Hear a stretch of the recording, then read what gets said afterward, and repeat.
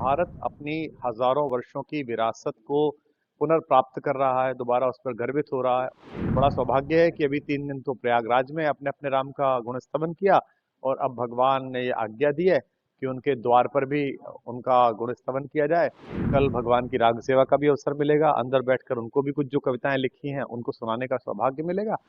ये सौभाग्य है, एक नए सांस्कृतिक युग का शुभारंभ है, भारत की आध्यात्मिक चेतना का प्रस्फुटन है।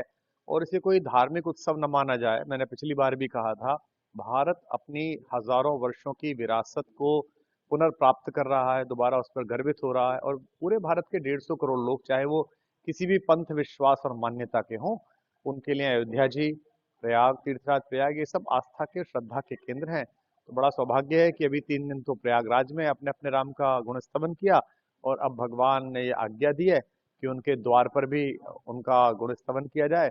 और कल भगवान की राग सेवा का भी अवसर मिलेगा, अंदर बैठकर उनको भी कुछ जो कविताएं लिखी हैं उनको सुनाने का सौभाग्य मिलेगा।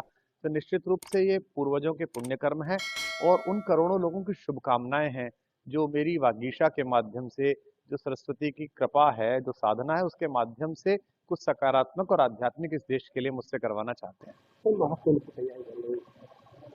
महाकुंभ बड़े वैज्ञानिक तरीके से, सुरक्षा की दृष्टि से भी सेक्टर जिस तरह से बांटे हैं, और संभवतः ये इसलिए क्योंकि जिन दो विभूतियों के और जिन कार्यकारी अध्यक्षों के नेतृत्व में काम चल रहा है, चाहे वो प्रधानमंत्री जी हों, चाहे वो प्रदेश के मुखिया योगी आदित्यनाथ जी हों, उनको निजी रूप से इन सांस्कृतिक महोत्सवों का, इन धार्मिक और आध्यात्मिक महोत्सवों का विराट अनुभव है।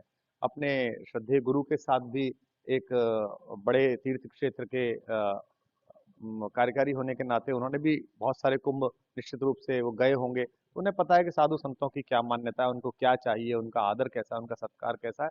मैं आशा करता हूँ ये कुंभ भारत को नई दिशाओं से जोड़ेगा और यहाँ 40 करोड़ लोग, 40 देशों की आबादी से अधिक एक साथ आकर स्नान कर पा रहे हैं।